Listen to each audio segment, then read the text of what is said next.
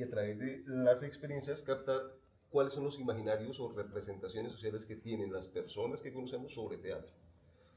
El segundo, como tal, el segundo objetivo es que a partir de ese registro, nosotros más adelante hagamos una suerte de investigación y sumado a ello, entonces, eh, el Alzheimer de papá. Es una charla muy informal, muy de amena. Nos vamos a demorar harto porque por lo general termino demorándome. Y se me iba uno de los objetivos y es este. Cuando alguien que en la Patagonia o en San Agustín o en cualquier parte que llegue a ver este registro audiovisual, eh, vea tu experiencia o la experiencia de otros que han hablado a través de esta propuesta y quiera ser esa persona de teatro y encuentre una cantidad de limitantes, se dé cuenta que hay una cantidad de experiencias de vida que para nosotros son exitosas, ya en cuanto a hacer teatro, y diga, ve, si este loco o esta nena o él la logró, pues la vamos a hacer. Eso es como tal es la finalidad y siempre lo aclaramos antes de iniciar ya la charla como tal. Con nosotros nos encontramos o se encuentra Juan Cristóbal Comati. Comoti. Comoti, yo sé por qué siempre le digo Comati. Normal. No sos el único. ¿No? Bueno, por la empresa de transporte de Comoto, de Mendoza, Argentina, de la agrupación teatral Gladys Ravallo. Teatro en Cosala. Teatro en Cosala. Con Olivia Newton-John. Con Olivia, esa es Olivia Newton-John. A Cristóbal lo conocimos en Neiva a través de un amigo, de un buen amigo. El amigo se llama Camilo Casadiego. Con Camilo Casadiego hicimos una articulación para un proyecto que estamos desarrollando, que sería la segunda Bienal de Intercambios de Saberes Teatrales y Escénicos. De Otium Teatro. De Otium Teatro, es Camilo Casadiego. Desde las orillas colombo-argentina, en este caso en clave de memoria y paz. Memoria por un ejercicio, una propuesta que viene desarrollando Comoti en Mendoza, Argentina, y de paz pues, por nuestro trabajo del territorio como tal. Ya yo aquí me quedo callado, le doy la bienvenida a Juan, ¿sí? Porque no vino a escuchar a mí, y por favor que Juan Cristóbal se presente. ¿Quién es Juan Cristóbal Comoti? Bueno, Juan Cristóbal Comoti es un director de teatro, básicamente, un actor frustrado pero activo.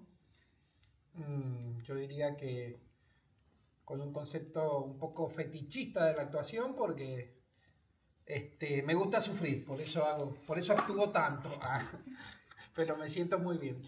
Y un teatrero dentro de las condiciones que nosotros hablamos del teatrero, ¿no? Una persona que ocupa lamentablemente todos los roles que uno utiliza para hacer esta pasión que es el teatro, del cual siempre yo tengo discusiones sobre él, al ser un apasionado también, pero con un nivel de autoobservación muy grande con qué me está pasando, qué nos pasa a nosotros con el género y con el teatro en este momento.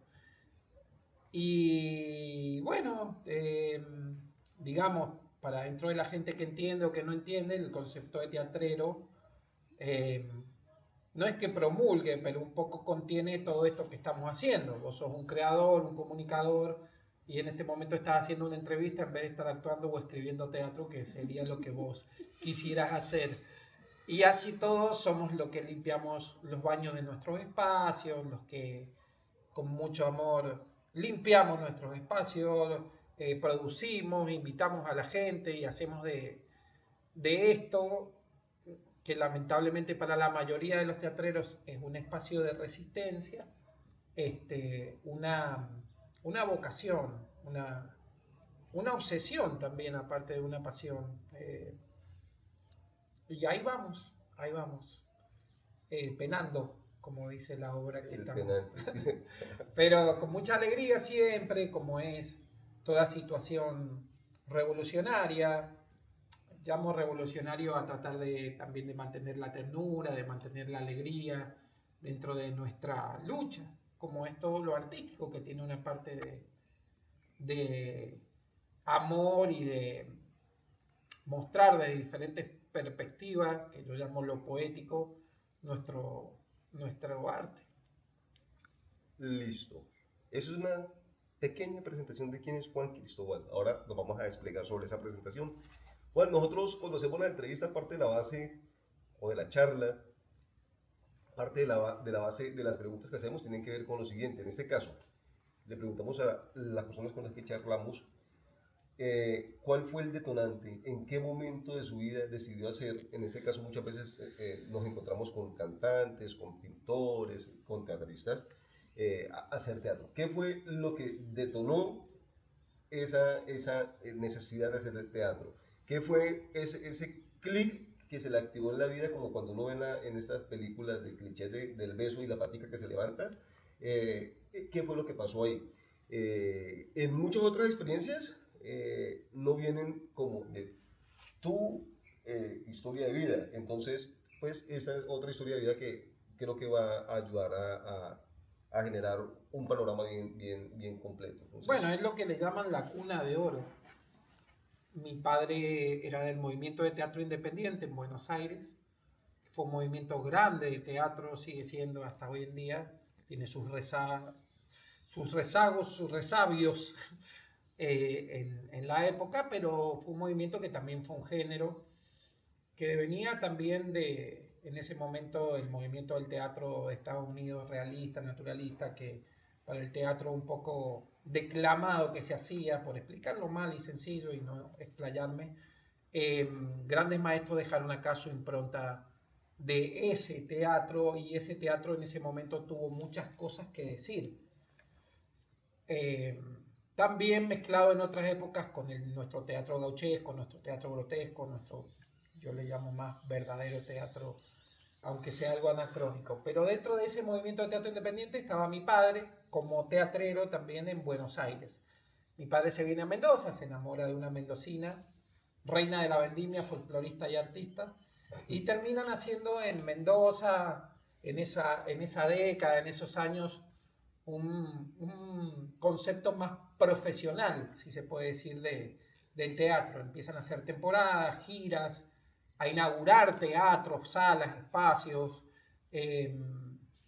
y hacer un poco promulgar lo que sería el trabajo de grupo y la mística del teatro independiente, cosa que todavía se mantiene bastante en Colombia a pesar de sus ires y venires, la situación de pertenecer a un grupo, de estar con un maestro, etcétera, etcétera, ¿no?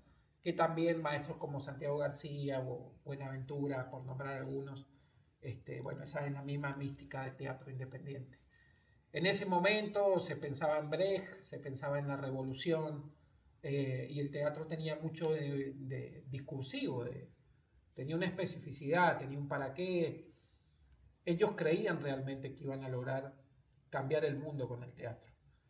En ese momento, en una gira de 13.000 kilómetros, donde iba un elenco, todos en una camioneta, recorriendo el país con varias obras, con un repertorio, por ejemplo, que variaba desde Jodorowsky, Roberto Cosa, bueno, varios autores. Empieza el golpe militar y los agarran en la mitad de la ruta. Muchos compañeros terminan exiliándose, otros desapareciendo, lamentablemente. Hablo en general, ¿no? Y bueno, mis padres se dedican a hacer teatro en las casas, a criarme a mí y a resistir. Y de esa generación, bueno, vengo yo. Cuando termina el tema del golpe, yo era muy chiquito, pero posteriormente empiezo a hacer la técnica, ponía los cassettes y hacía la iluminación en las obras de mis padres. De muy chiquito ya quise dirigir, se acuerda un gran dramaturgo que se llama Mauricio Cartún, me recuerda a mí como la persona más chica en pedirle los derechos de una obra. Yo quise dirigir a los chicos de mi barrio una obra que se llama Show Mister X. Y él se acuerda de eso, de esa experiencia que yo no recordaba cuando él me la cuenta. Él es un gran maestro de dramaturgia en Argentina. Y Posteriormente tengo la condición de no terminar mis estudios hasta que no hacer teatro hasta que no termine mis estudios de la secundaria. Esa fue la condición que le puso mi madre a mi padre. Entonces termino y me meto en la escuela de teatro. Después hago una maestría, después hago un diplomado también en Bogotá y hago un diplomado de impro. Y posteriormente voy a Colombia y desde el 2011 no paro de ir todos los años. Algunos no he ido, otros he ido 2 veces. Tal es así que yo no siento que voy, sino que vuelvo. Entonces cuando voy a Colombia no siento que visito, sino que estoy. Es una sensación muy extraña, pero me siento colombiano también. Bueno, y de hecho, entre medio a los 16 años soy dirigido por mi madre y actuando con mi padre. Alcanzo a ser dirigido por mi padre también, a formar mi propio elenco. Armamos nuestro propio festival que se llama Encuentro de Teatro por la Memoria. En ese momento no era un género fuerte como lo es ahora. Sí veníamos acá con un festival de teatro por la identidad en Buenos Aires.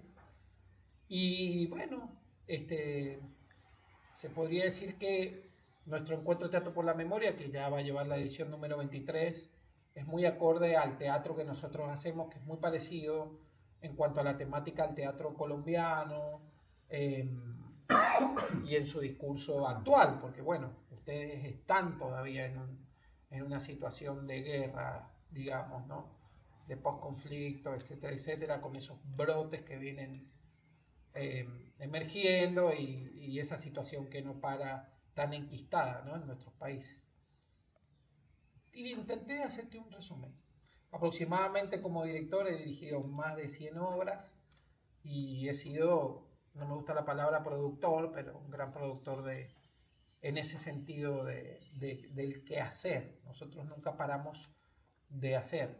Posteriormente tenemos un incendio en nuestro teatro que está en reconstrucción y bueno, hemos seguido produciendo y estamos en un espacio que nos brinda la alcaldía, que es un auditorio, haciendo funciones una vez por semana. Listo, pues tengámosle un momento porque no quiero avanzar más allá de la entrevista, de la charla, de la conversación, sin detenerme en un punto. No sé, para mis compañeras del grupo de teatro Peripecias, para Kay, Angie, Maderlis, qué tanto o qué significado haya tenido este viaje. Ya hoy estamos llegando como a la parte final del viaje. Para mí ha tenido mucho significado, me he encontrado con muchas cosas. Me encontré con una canción que escuché hace 23 años en Humahuaca, y me encontré con esa canción gracias a Comote. Le dije, hay una canción que dice así, así, así, así. ¿Cómo es el nombre? Malevaje. ¿Cómo es el nombre? Malevaje. Y la puso y ¡guau! Brutal. Decir por Dios que me has dado que estoy tan cambiado. No sé más quién soy. Esto. Y fue eso, encontrarme con esa canción fue un reencuentro con el entrenamiento y con mis primeras búsquedas de teatro a partir de intercambio, hay propuestas así, pero eso no es lo que importa. Lo que importa es hacia dónde voy con esta vaina. Otras riquezas, ganancias de ello fue que las personas que he conocido a través de Juan Cristóbal en el encuentro, en el primer ciclo mendocino, han tenido de alguna forma relación con unos referentes artísticos que nosotros desde Colombia hemos apreciado. Esto está de Mala Hierba Aristides Vargas, que ha tenido Marcelo Di Janeiro, esto, le hablaba yo de la teoría que maneja Jorge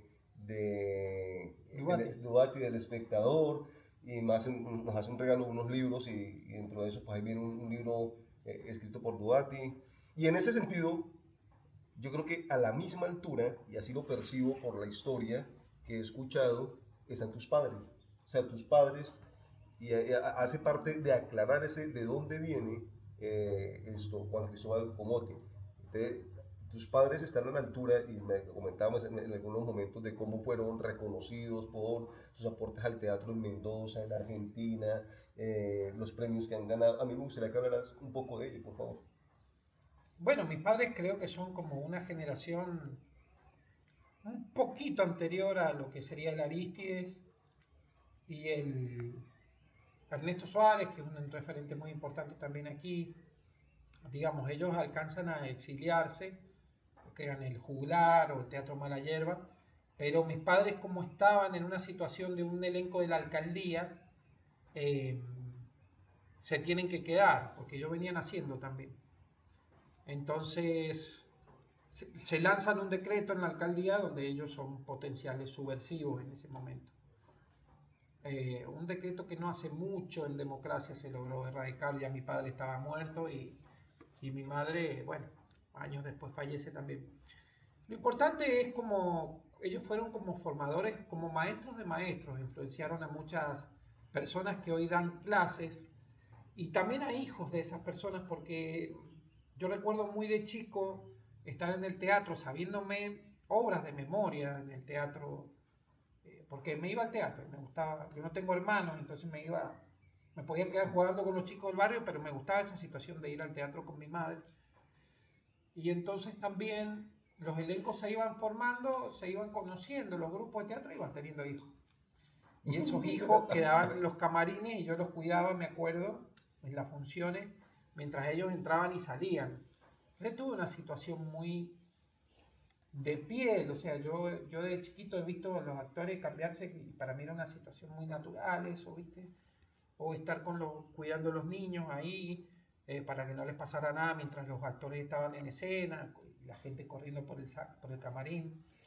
Eh, y fueron elencos muy importantes. Y hoy en día esos niños están grandes y son muy talentosos también y casualmente o causalmente se dedican al arte.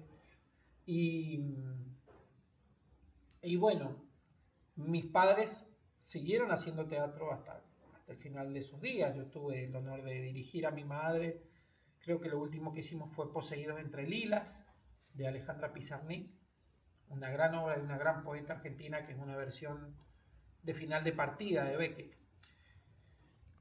Hicimos también una obra muy linda que se llamó El Cerco de Leningrado, del maestro Sanchís Sinisterra, y El Cerco de Leningrado la nombro porque fuimos al Festival Colombiano de Teatro en Medellín y pude llevar a mi madre a conocer a Colombia. Entonces, fuimos ahí, la llevé también a Cartagena y a Playa Blanca, bueno, y conoció también Colombia y eso me hizo muy bien.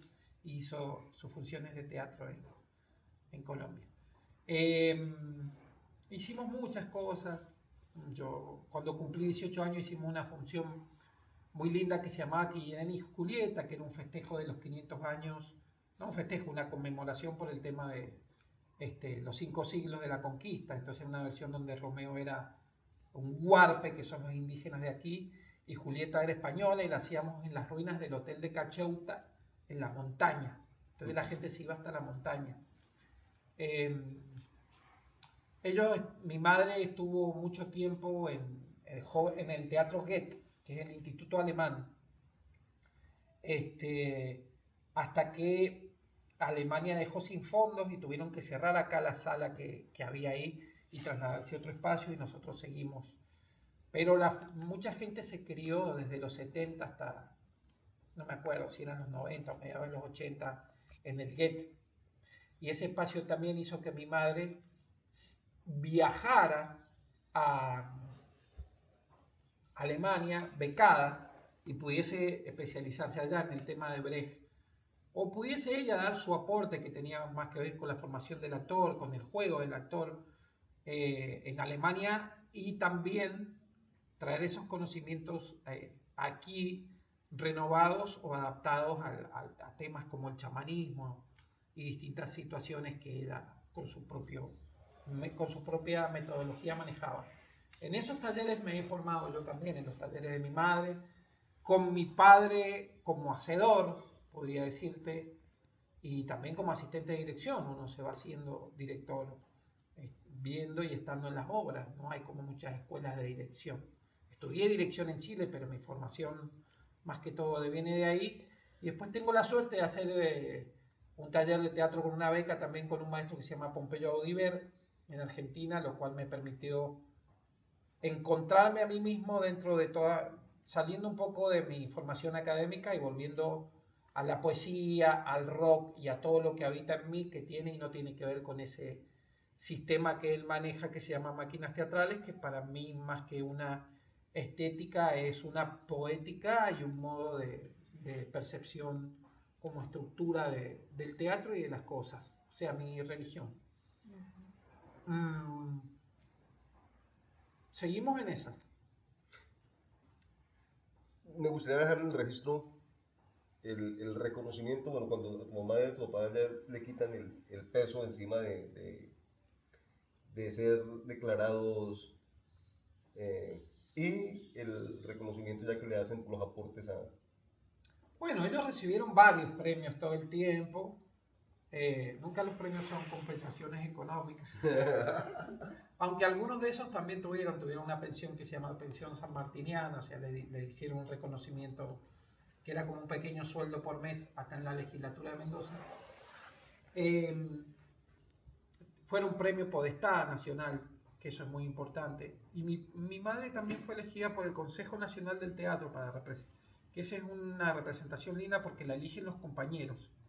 Ya no existe, ahora nuestro querido presidente sacó el Consejo del Teatro, pero ese es otro tema. Que eran los miembros del Quehacer Nacional.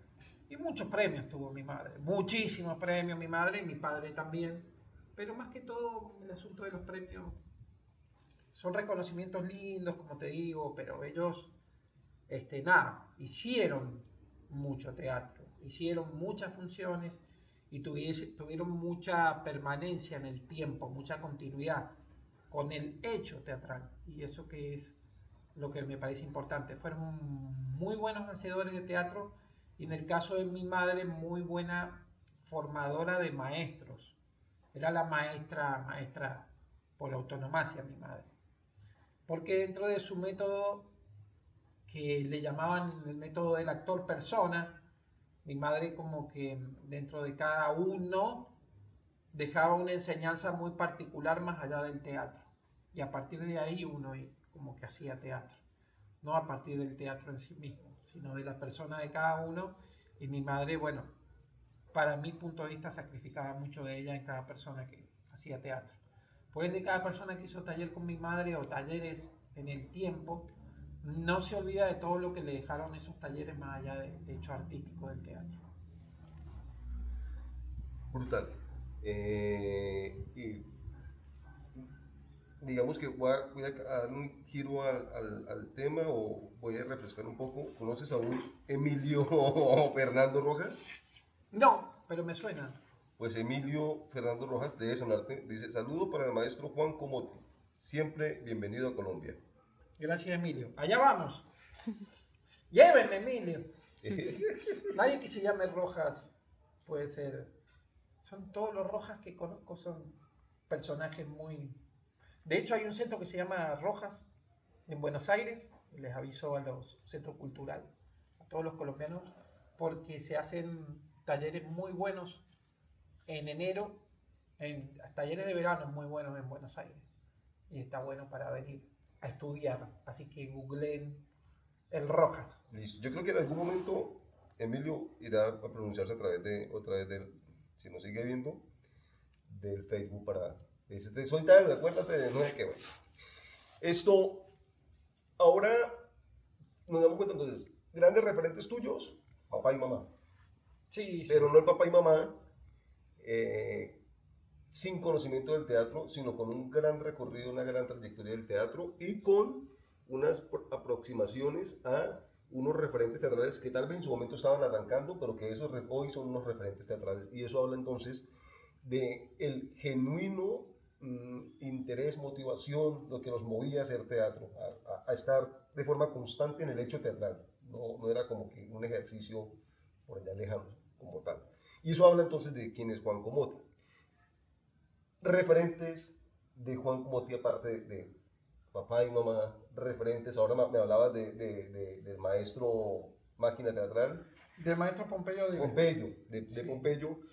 Háblanos un poco de esa experiencia con Pompeyo, de Pompeyo, Bueno, y de tus referentes entonces, y cuál es tu teoría técnica, dices, mi religión.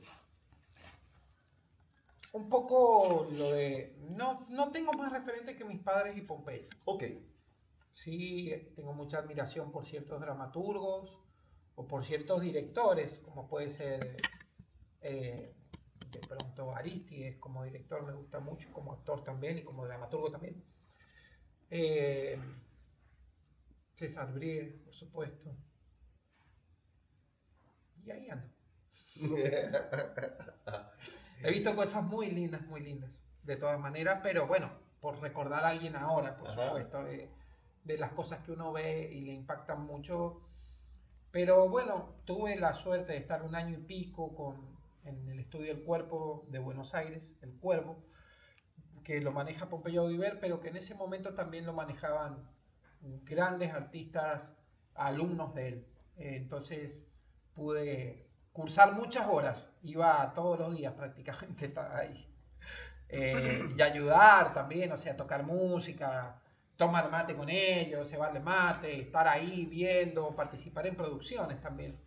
Y posteriormente, de las producciones que ellos sacaban a través de improvisaciones o de dramaturgia que salían de un sistema de improvisación, entre otras cosas por resumir, que se llama máquinas teatrales, eh, esos textos pude después hacerlos yo desde mi perspectiva y compartirlo con él y con ellos y estrenarlos aquí en Mendoza y también traerlos a ellos. Entonces me terminó como quien dice de caer la ficha de qué era eso que me provocaba tantas fulguraciones y tanta pasión y que no entendía muy bien.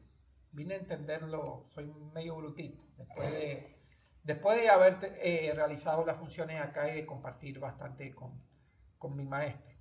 O sea, que yo pueda compartir cosas con mi maestro, para mí es un don de Dios porque, a ver, el maestro de mi madre era Brecht, no le podía escribir un WhatsApp, mi madre a Brecht, no.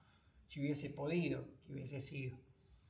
Entonces, nada, estoy muy agradecido de esa situación de la vida y de encontrar yo un camino que me dé una perspectiva para seguir yo mismo con mi metódica de la cual yo venía intuitivamente armando algo parecido. Entonces cuando encontrás algo con lo cual encontrás tantas concordancias y decís yo era esto, claro, esto me aúna, esto me encamina, sobre todo un camino que te muestra que no hay camino, que la incertidumbre es el camino y todo ese tipo de situaciones te dan cierta seguridad para seguir encontrando de otra manera lo accidental.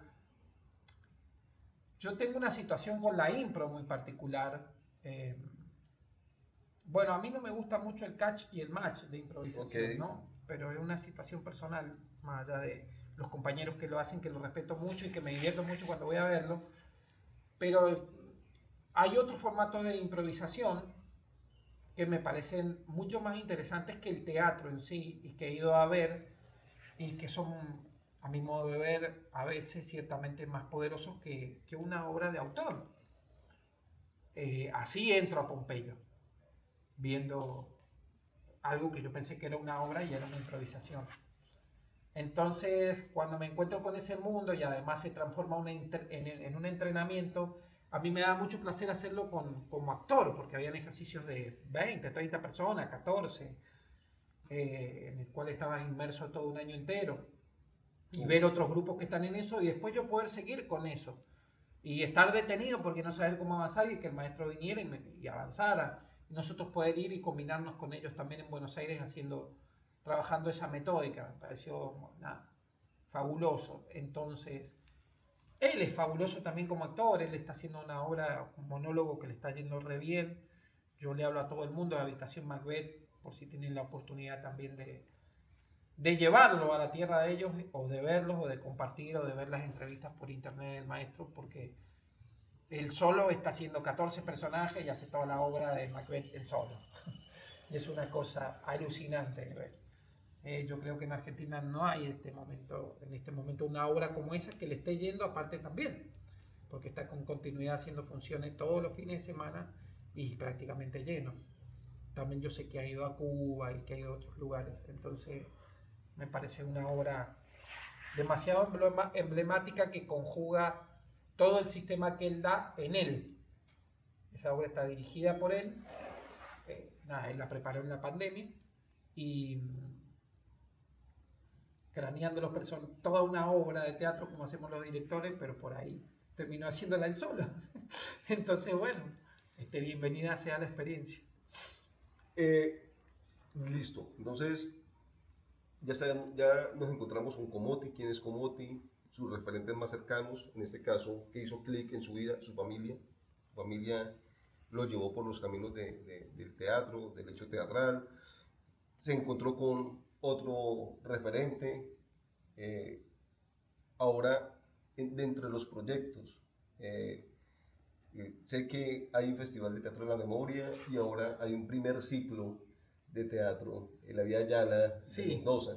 Yo tengo una situación personal que es como muchos hacedores de festivales, estoy un poco cansado. Me gusta más ir a festivales que hacer, pero no puedo dejar de hacer este festival por lo que representa, que es el tema memoria, dentro del tema memoria, derechos humanos, historia, identidad, género, migrancia. Son situaciones emergentes y es un espacio de contención también para los compañeros que siguen durante el año haciendo ese teatro, tanto de Mendoza como del interior de Mendoza también, mal llamado el interior, digamos, el resto de Mendoza. Okay. Que donde hay zonas donde es más complicado hacer teatro y encima no están haciendo ni comedia ni stand-up, sino que por ahí hacen un teatro más comprometido a nivel temático, no estamos subestimando ningún tipo de teatro, sino que estamos pasando momentos difíciles donde los grupos se encaminan a cierta situación que también quiere ver la gente. De todas maneras, hay tratamientos del género de teatro por la memoria que también tienen que ver con el humor. Sí, claro. No siempre que vamos a ver una obra de teatro por la memoria es un militar torturando a una persona. A eso me refiero porque en el imaginario de la gente está eso. Y es bueno que sepa que no. Para eso estamos los directores y están los grupos. Entonces, el festival se me fue transformando en internacional y también hubo una escuela de teatro por la memoria y se transformó en un ciclo donde los hacedores que vienen de afuera hacen cursos y dejan su enseñanza y eso lo compartimos nosotros con la persona que ve la obra. Nos parecía importante. Porque entre una de esas cosas que tiene la vida, que pasa también con las escuelas de teatro, es que vos notas que hay gente que quiere hacer seminarios y no viene a ver la obra del maestro. Sí, entonces, ¿cómo se encuentra con ella? Sí. Empezamos a decir, si estamos armando un formato donde el maestro viene y actúa una temática que está dando los cierres de los talleres, entonces lo hacemos con la producción. Nos pareció importante. Y un poco así fuimos encontrando la forma de este festival que tiene ya 22 años. No tuvo siempre este formato, lo fuimos encontrando y se fue transformando en internacional también. Cosa que a un teatrero independiente le queda un poco grande, pero bueno, estamos pudiendo hacerlo, sobre todo en épocas donde la cultura, lamentablemente, es un espacio de resistencia, como decíamos recién, muy grande. Por ende, suceden situaciones muy felices también. Yo en este momento acabo de venir a Extremadura, España, donde fui a una especie de bienal, podríamos decir, iberoamericana, a ver grupos de teatro interesados en venir aquí. También he estado en Expo Cultura en Medellín invitado, donde he visto grupos que han podido venir aquí.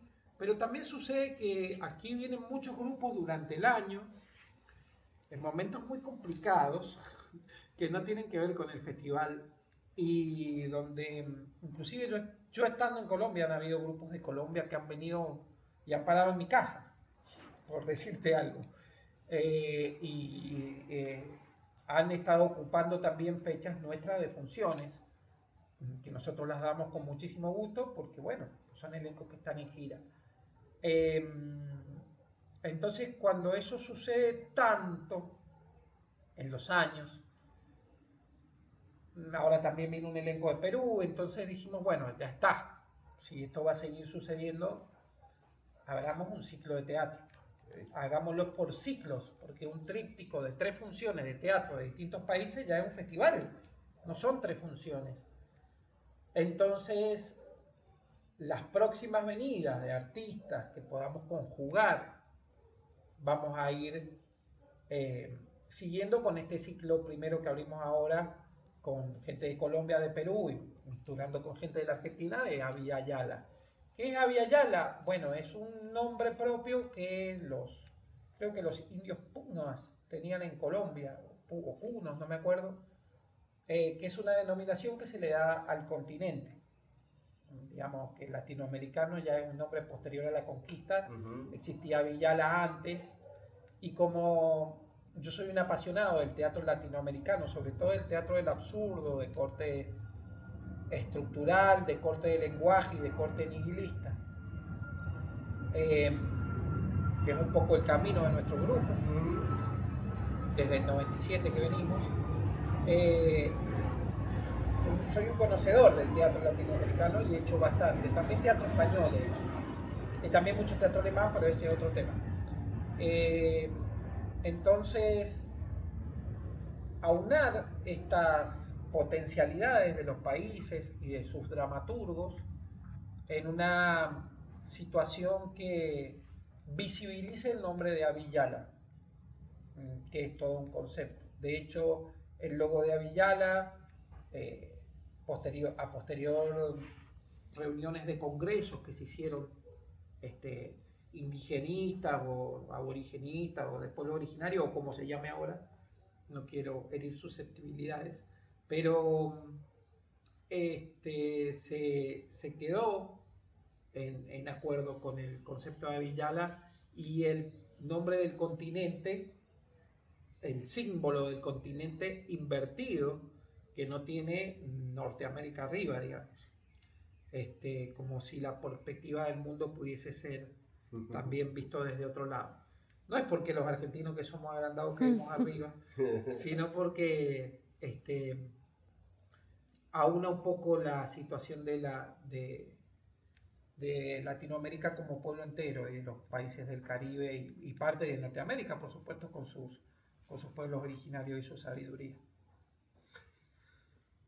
Su merced, ya que nos acercamos al final, tranquilo. No tengo problema. No, su merced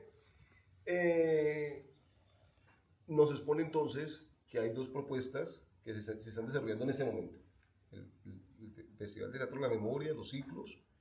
Indudablemente ello necesita espacios para ejecutarse. Tal vez sería uno muy cuadriculado donde se pensara que solamente necesita de teatros para espacios cerrados para desarrollar las propuestas. Sí. Pero sin correr el riesgo de caer en esa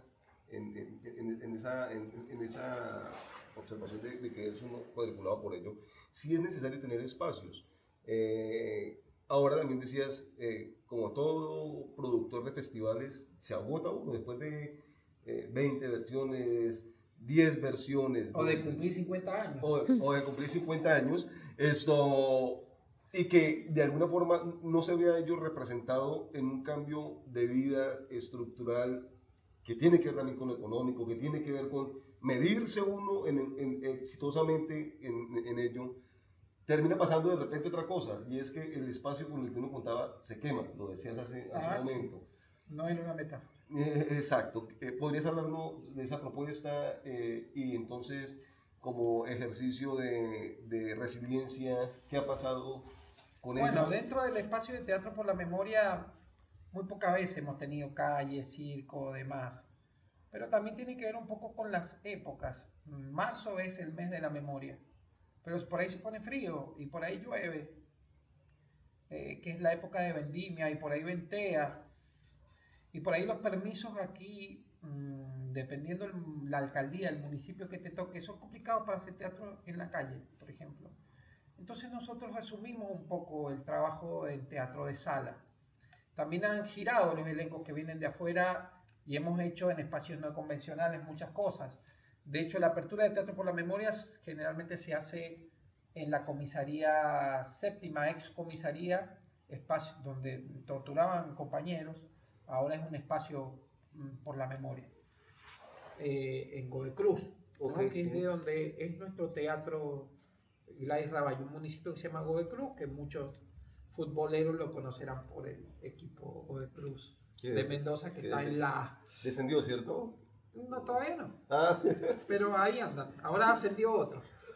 Pero ha llegado a la Libertadores, ha jugado con Medellín, o sea, mucha gente del fútbol conoce al ok. municipio por el equipo de Godoy Cruz, Antonio Tomás. Ese es el municipio donde tenemos nuestra sala y ese es el municipio que nos está apoyando también con un espacio. Entonces, un poco nuestra continuidad ha sido gracias al municipio en un espacio tipo un auditorio, donde hemos hecho teatro por la memoria. También nos han prestado el Cine Teatro Plaza, que es una sala mayor que tenemos ahí también en Godoy Cruz, muy grande. Eh, y bueno, y en otros espacios como el espacio Julio Lepara acá en Guaymallén, que es otro municipio y que es un espacio que hizo el gobierno con 5 salas muy lindas, donde también se han generado talleres y se han presentado los encuentros internacionales. Eh, la idea un poco también es abrirlo al encuentro de Teatro por la Memoria, pero generalmente las propuestas han sido de estéticas que entran dentro del teatro sala o y nuestro grupo como grupo ya al estar tan pendiente de una sala dejó de tener la mística del grupo a tener una mística de labor de sala. Nunca dejamos de producir, pero digamos el grupo base que nosotros teníamos eh, también ellos se transformaron en hacedores, entonces siguen haciendo teatro. eh, y pienso que cuando volvamos a levantar nuestra sala, que es un procedimiento que va a ir muy lento, eh, vamos a poder seguir como los distintos actores ya como directores o como dramaturgos y las generaciones nuevas que vengan en el nuevo Teatro Gladys Ravalle, que va a tener unas condiciones distintas, porque si bien la sala que fue incendiada, y digo voluntariamente porque cabe aclarar que hicieron un incendio a propósito en el terreno de al lado, o sea, prendieron fuego porque es frío el invierno aquí. Entonces después quedó ese fuego y con un viento se cruzó al terreno y nos prendió fuego todo. No, en 20 minutos no quedó nada. Pero en este momento estamos creando un espacio que estamos terminando, que es un hall, que va a ser una pequeña sala hasta que podamos hacer el espacio de atrás. Posteriormente será el hall o seguirá como sala pequeña que se llama Valeria Portillo, como una compañera que falleció nuestra muy, muy joven. Y bueno, y estamos, yo creo que el año entrante, el 2026, a punto de inaugurar ese hall como salita de teatro, muy parecido el espacio a una sala que yo actué ahora en Colombia cuando fui, hice 20 funciones, creo que la número 18, antes de los Llanos Orientales, en Pereira fue Sala Estrecha. Okay. Un espacio muy parecido a Sala Estrecha en Pereira. Saludo a la gente de Sala Estrecha también. Y va a ser una pequeña salita hasta que, bueno, tengamos la sala de atrás, que es un espacio de 10 por 20, que lo vamos a generar con 8 metros de alto, va a tener un escenario de 10 por 13, con camarines atrás. Un formato muy distinto al que teníamos con la sala original. O sea, no es lo mismo empezar absolutamente de cero, pensando en un espacio, que habitar, ahora que está de moda decir esa palabra, un espacio que ya está formado con ciertas características y tener que adaptarse a eso. Entonces aquí vemos un espíritu de resiliencia, de recuperación, de fortaleza. Palabra que está de moda también, ¿no? La resiliencia, sí. Para mí no es muy agradable, o sea, decir, ay, bueno, viste, después de la pandemia, los resilientes que somos. O sea, a mí me gustaría seguir en mi espacio de confort realmente y no tener que ser un ave fénix. Okay. Porque no, los teatreros necesitamos de nuestros espacios para producir. Siempre vamos a poder empezar de cero y a resurgir en donde sea, como sea, porque nuestra sala y nuestro espacio está adentro. Pero los que somos bichos de sala, que nos gusta nuestro laboratorio, que no nos gusta mucho ir a tener que golpearles puertas a personas que le abren puertas a otros, como ser colaciones de grado, políticos que ocupan los espacios para hacer conferencias, centros de conferencias que no están adaptados porque nunca nos preguntan a nosotros, los arquitectos y los ingenieros, qué queremos para hacer un teatro. Entonces, cuando nosotros nos adaptamos a nuestra propia forma, ya estamos ediliciamente pensando en la estética y en la comodidad de la persona que lo va a ver. Sí, claro. Porque lo hacemos con amor. Y eso es muy importante, por eso son tan importantes las salas de teatro independiente. Que son lugares en los que a mí me gusta estar, vivir. O sea, yo ando mucho por las salas y he dormido mucho en sus colchones y he dormido mucho con sus gatos, con sus perritos, porque los compañeros me reciben mucho de gira. Y yo lo entiendo porque también es un espacio que se retroalimenta, o sea, que tarde o temprano compañeros también vienen y han estado en la misma situación o no. O en los festivales he podido conocer gente que le hemos conseguido hotel, todo, y termina viniendo a casa. Y digo, ¿para qué conseguimos hotel si terminan todas parchando con uno? Entonces esas son las situaciones en las cuales mucho no se habla, pero que tienen que ver con nuestro espíritu. Los fantasmas de los teatros independientes yo creo que tienen que ver con los espíritus que han estado dando vueltas por ahí y que están en sus animales, que están en su iluminación y que están en su mística. Donde hay un poco el concepto de la ópera de Gluck de antes, de donde uno ya, el espectador está buscando ya que estar en una silla que se le mueva, con comida, con unos lentes 3D y un poco más, no sé, tener unos esclavos que los ventilen y poder, no, y comer y a mí me sigue gustando un poco la idea de una butaca no tan cómoda y de que la gente empiece a recuperar esa situación de que bueno, que vaya a ver una película al shopping si se quiere sentir así también, o que tenga Netflix, pero que se aventure un poco a meterse en un almacén de barrio a comprar, y no un centro comercial, a comprar verdura de estación, a volver a recuperar el gusto por eso que come, y no a seguir consumiendo comida enlatada, por hacer una analogía, ¿no? Uh-huh. Nosotros somos pequeños almacenes donde nos gusta alimentar al espíritu. La gente quiere comer e irse con un mensaje a la casa. Nosotros no queremos darle de comer. Queremos que se vaya con preguntas. Entonces esa situación empieza otra vez a ser revolucionaria. Claro.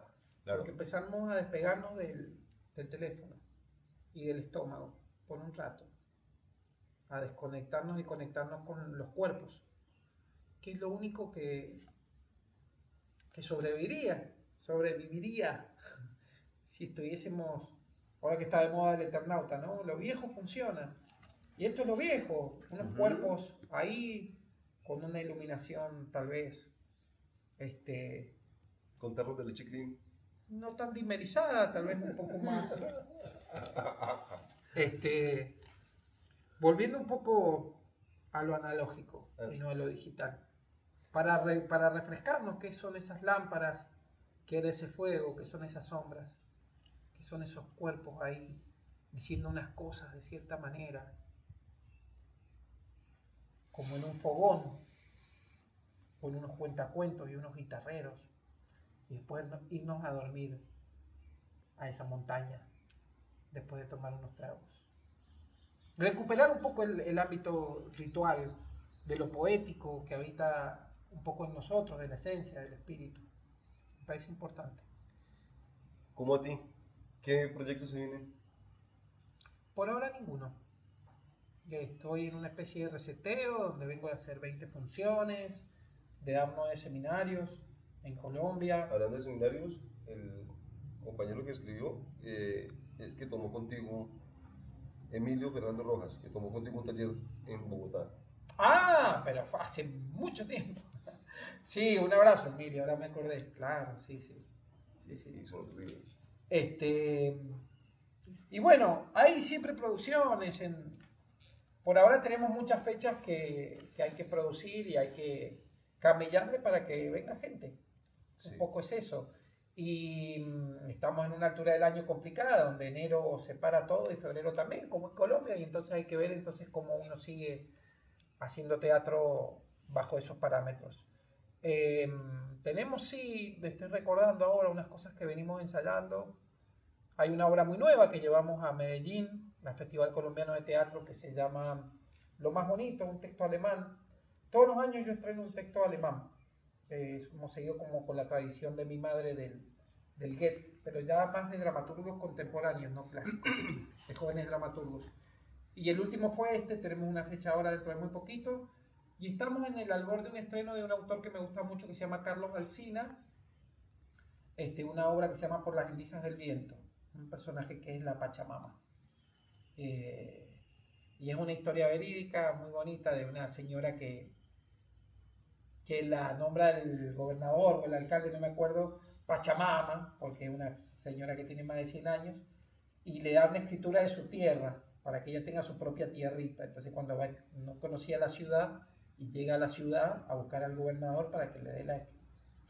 Y bueno, y le pasa todo lo que le pasa en una noche a una persona que llega y empieza a preguntar, yo soy la Pachamama, ¿dónde está el gobernador? Ah, Muy linda obra, muy bonita obra. Bueno, Carlos Alsina es un dramaturgo de Tucumán. Yo he hecho otro dramaturgo que me gusta mucho, que se llama Martín Giner.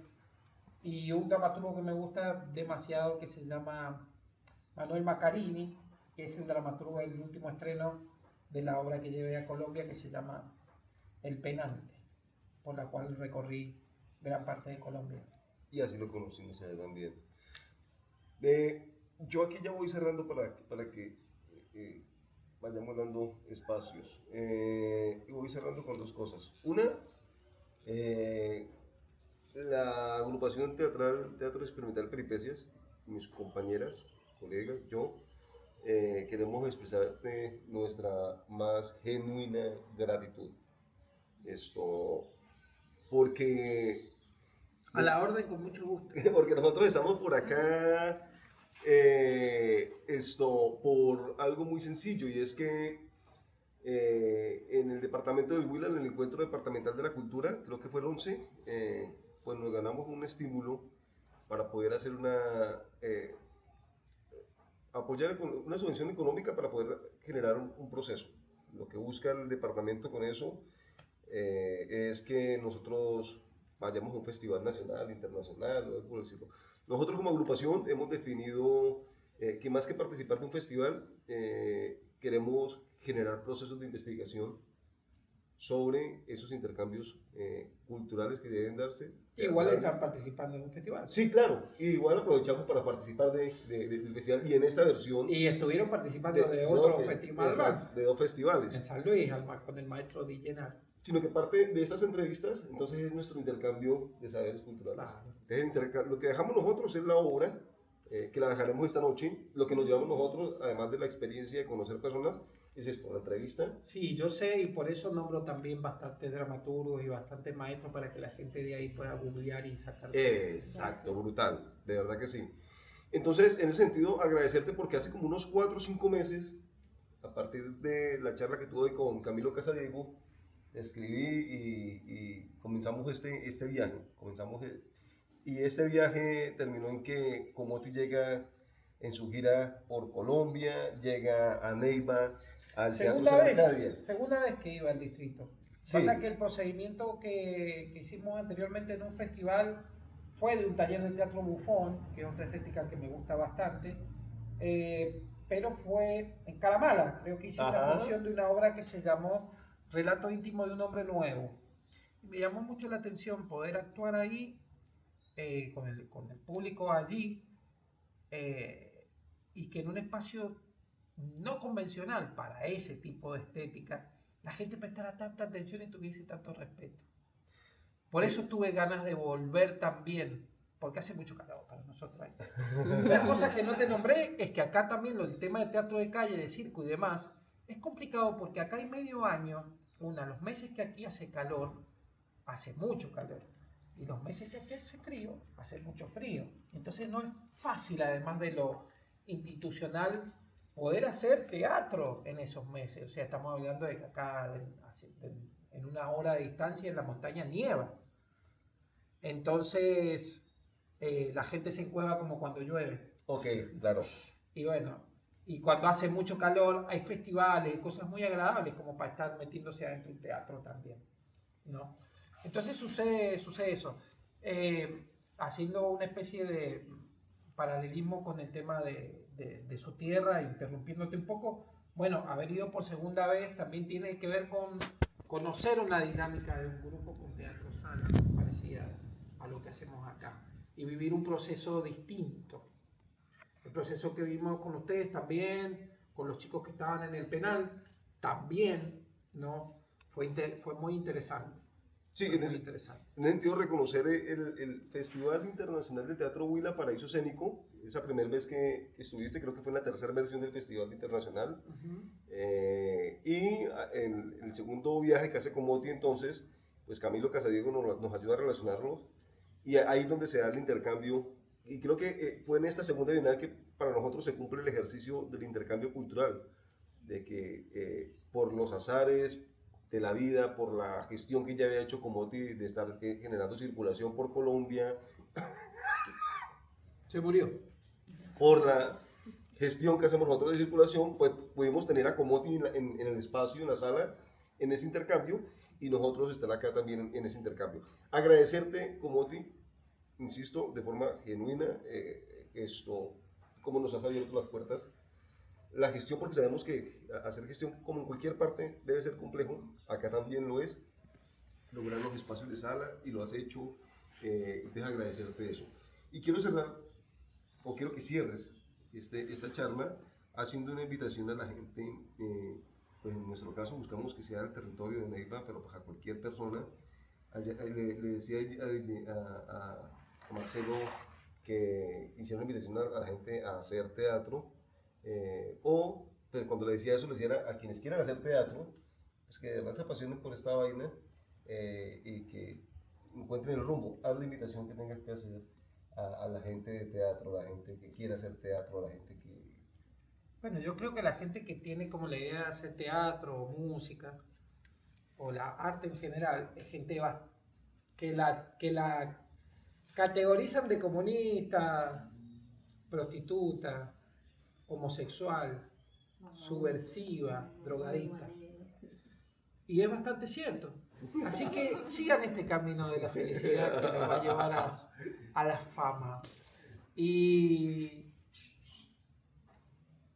que más allá, aunque sea anacrónico lo que digo, es una profesión bastante chimba.